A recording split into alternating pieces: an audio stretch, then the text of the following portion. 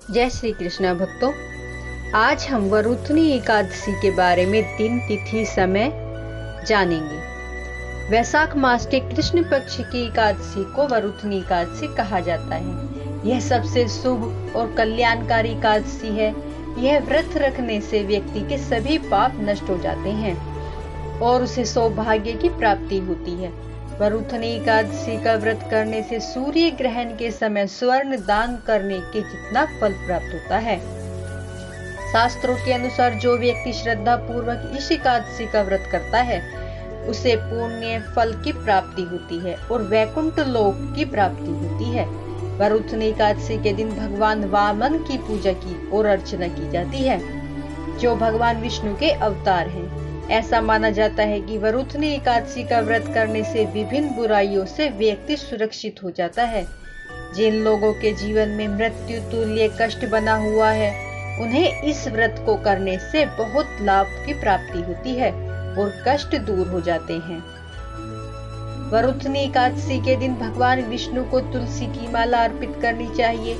इस दिन पीपल के पेड़ में जल चढ़ाना शुभ माना जाता है। पीपल के पेड़ में विष्णु जी का वास माना जाता है। वरुथनी एकादशी पर भगवान विष्णु को केसर युक्त खीर, पीला फल, पीले रंग की मिठाई का भोग लगाना शुभ फल प्रदान करने जितना होता है। भगवान विष्णु जी के साथ साथ माँ लक्ष्मी की पूजा भी करनी चाहिए, जिससे धन के साथ साथ सुख और समृद्धि की प्राप्ति होती है।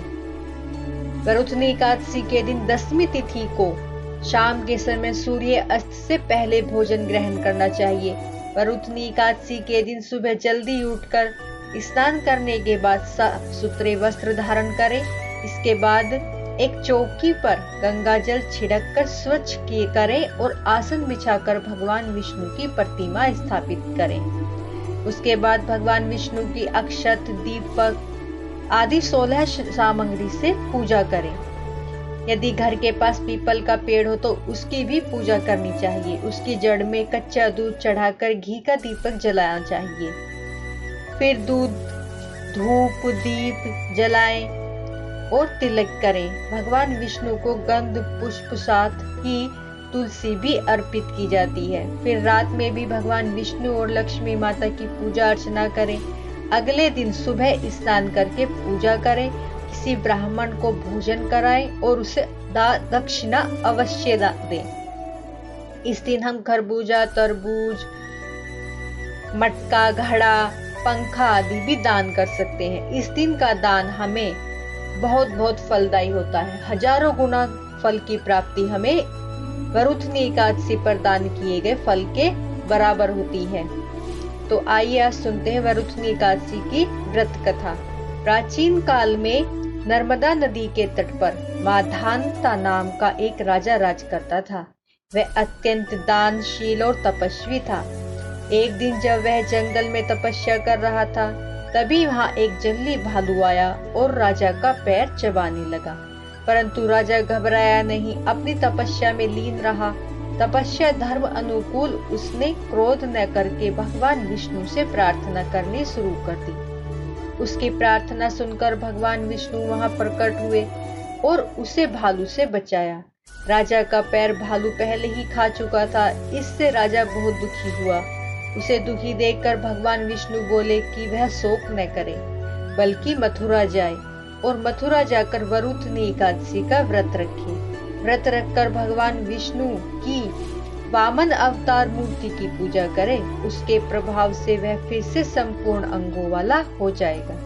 उसका जो पैर खाया है वह उसके पिछले जन्म के दुष्कर्म हैं, जिनकी सजा उसे मिली है।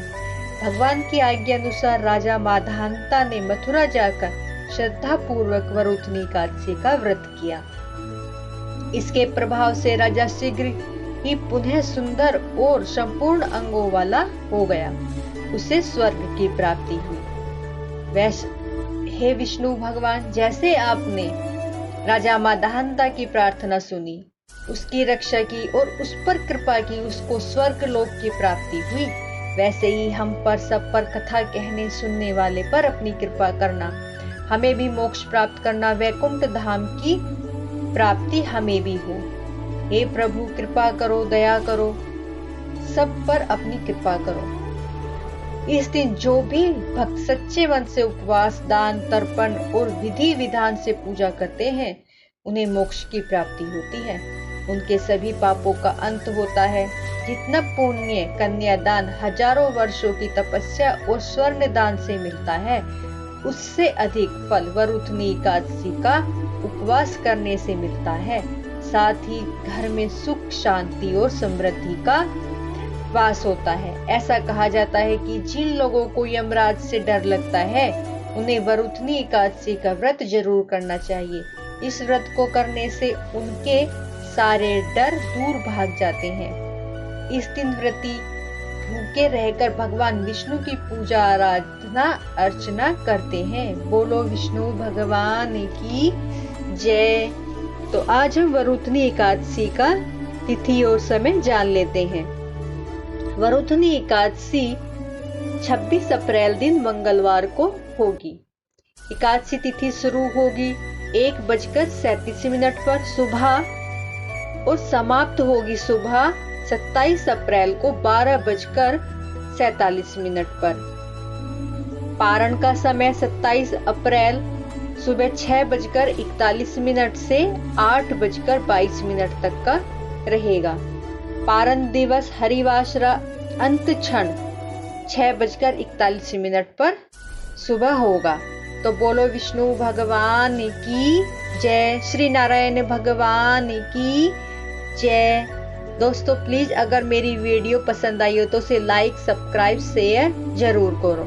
बोलो विष्णु भगवान की जय।